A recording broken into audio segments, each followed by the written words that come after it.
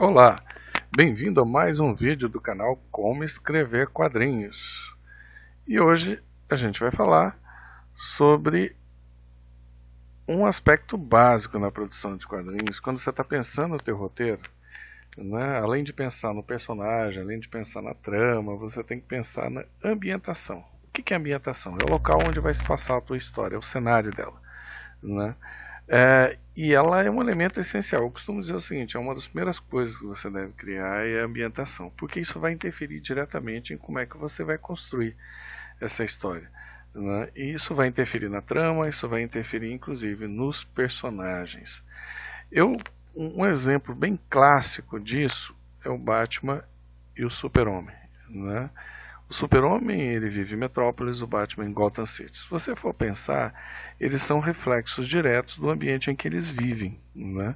Tem uma série, que é exatamente essa que eu estou mostrando aqui, chama-se Os Melhores do Mundo, que explora muito essa relação de como é que cada um é fruto do ambiente em que ele vive, né? Nessa série eles trocam de lugar. O Clark Kent vai para Gotham City, né? E o Bruce Wayne vai para Metrópolis. Eles trocam de lugar, trocam de vilão, etc. E a brincadeira é exatamente essa, é o conflito que surge quando eles trocam o ambiente, né? Então,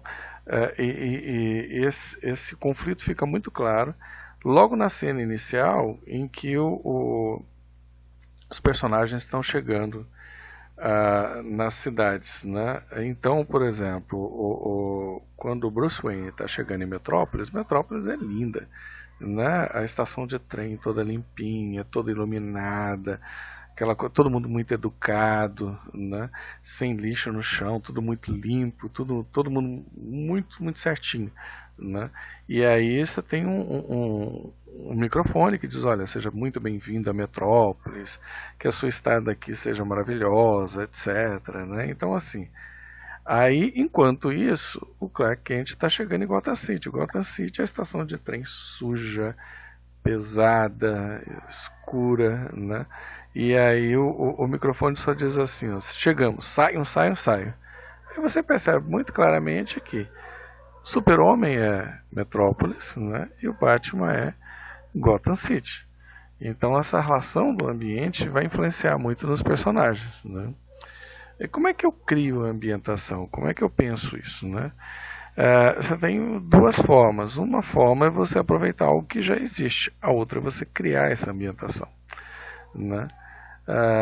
E se ele não existe, você tem que criar os detalhes de como é que é o local onde vai se passar a história, como é que é a flora, como é que é o clima, como é que é a fauna, a geografia, os costumes, como é que é o local onde vai se passar a história, né? Quanto mais detalhes você tiver sobre esse local, mais rica vai ser a sua história, né? Um dos melhores exemplos que eu conheço de ambientação e de uma história que gira toda em cima da ambientação é o Aldebaran do brasileiro Léo. O Léo é pouco conhecido no Brasil, mas ele é um dos grandes artistas de quadrinhos lá da Europa, do mercado franco-belga. E a série popular dele chama-se Aldebaran. Ela se passa num local que foi colonizado pelos seres humanos, né? Só que eles perderam o contato com a Terra. E Aldebaran é um planeta muito parecido com a Terra, com uma diferença: ele é 90% água, ou seja, o mar cobre a maior parte do Aldebaran, né? E isso vai interferir em absolutamente tudo, né? E a história começa exatamente quando ocorrem coisas muito estranhas no mar, né? Como, por exemplo, um determinado animal que é parecido, um nestor que é parecido com uma baleia, ele encalha na praia, coisa que ninguém nunca tinha visto, os peixes desaparecem do mar, e por fim aparece essa cena aqui que a gente pode ver na capa do primeiro álbum, que é quando o mar vira uma espécie de uma gelatina e pega as coisas, né? Então, assim, o que acontece? Toda a trama de Aldebaran está relacionada ao ambiente em que acontece a história, né? As alterações ambientais é que provocam o roteiro. Aqui um outro exemplo, né, da fauna.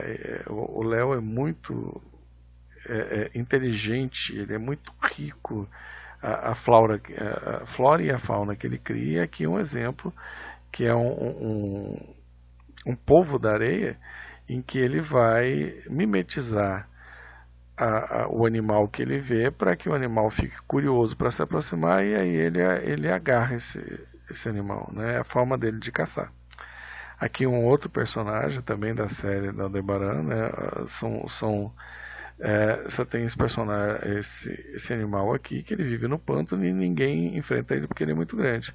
Só que tem esse que ele parece uma árvore e ele não pode se mexer, mas é o único que ataca, né? Esse animal. Então você tem aí todo, sabe, ele pensa em absolutamente tudo, né? Depois a série vai para um planeta que é desértico, né? E que tem umas falhas geográficas que é onde cai água, e aí você tem um planeta que é todo desértico de um lado, e você tem do outro lado, em determinados trechos, né? Essas áreas que tem água e que tem uma vegetação muito abundante. E aí você vai percebendo, inclusive, que ele cria animais que são animais preparados para viver no deserto. Por exemplo, como esse aqui, que a cauda dele cria uma sombra para os filhotes, quando ele vai andar com os filhotes, que ele anda no deserto, né? E esse aqui é um animal que vive num local que tem água. Então ele vai criando toda essa ambientação. E para quem lê a história sabe que essa ambientação vai estar diretamente relacionada à trama, né? Um outro cara que é fantástico também é do mercado franco-belga, é o Bourgeon. Ele tem uma outra série chamada Companheiros do Crepúsculo, que se passa na Idade Média, também fenomenal, é um tremendo estudo de ambientação, mas ele tem essa série aqui, que é o Ciclo de Cian. E o Ciclo de Cian, ele cria, é uma ficção, né? Então ele cria absolutamente tudo. Ele vai criar, inclusive, a questão dos costumes, né? Por exemplo, tem uma parte da história que tem um personagem que ele morre e tem o funeral dele, e naquela realidade, naquela cultura, quanto mais pessoas tentarem impedir o morto de ser enterrado, mais querido ele era. Então os enterros duram dias, né? Quando a pessoa é muito querida. Aí você vê a questão cultural aí, que ele vai pensando nos mínimos detalhes. Um outro cara que era um gênio na criação de ambientes era o Karl Barks, que foi o criador da família Pato, né? Aqui é uma história, talvez a história mais famosa deles, que se passa no Andes, em que os patos, o Pato Donald descobre um local em que tudo é quadrado. Tudo é quadrado. As pessoas não conhecem formas arredondadas, por exemplo. E aí a trama também gira em torno do fato das pessoas não conhecerem isso, né, e não terem uma boa aceitação com coisas arredondadas. E aí você percebe a genialidade dele de criar essa ambientação, né? Agora, pode ser que você escolha um ambiente que já existe, né? Se a tua história se passar num ambiente que já existe, ela deve ter, evidentemente, uma pesquisa. Aí não tem outra forma. Você precisa pesquisar, você precisa ir para a biblioteca, você precisa ler livros, revistas, etc.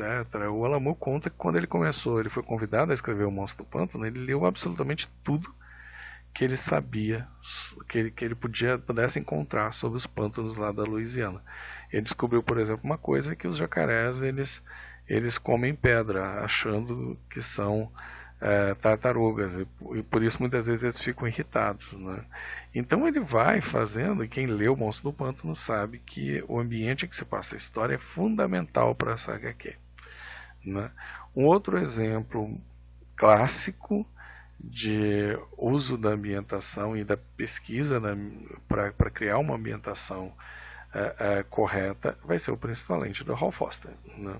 O Hal Foster, antes dele produzir o Príncipe Valente, ele vai em vários museus. Como ele era desenhista, né, ele começa a desenhar trajes, ele começa a desenhar como é que eram os barcos da época, como é que eram os costumes, etc. Ele faz uma longa pesquisa de anos para depois começar a produzir o Príncipe Valente, né? Tanto que é considerado uma das melhores caracterizações sobre a Idade Média.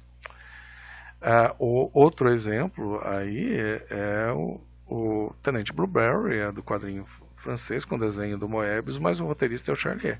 E o Charlier, quando ele decidiu fazer uma história de faroeste, ele foi aos Estados Unidos, ele fez uma viagem aos Estados Unidos visitar o local onde ia se passar a história, para entender a ambientação e colocar essa ambientação no roteiro, né?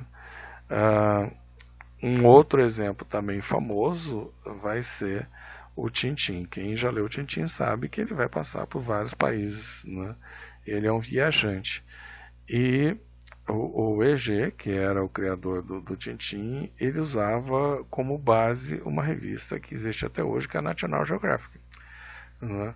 Então ele lia, ele tinha coleção, ele lia de ponta, né, tudo que ele podia para que ele pudesse colocar nas suas tramas coisas relacionadas realmente ao ambiente que se passa a história. Então ficam aí as dicas, né, de como você fazer a sua ambientação, né? Tanto criando aí entra a questão de você pensar a trama como o ambiente como um todo e quando ele já existe, você pesquisar sobre ele. Para quem gostou do vídeo, curta aí o vídeo, compartilhe, curta o canal e se você achar interessante, quiser aprofundar mais, tem o meu livro Como Escrever Quadrinhos, tá aí o meu e-mail, pode pedir, né? E a gente vai estar aprofundando. Esse é um livro que aprofunda vários temas relacionados à produção de quadrinhos, tá ok? Então, um abraço, até a próxima.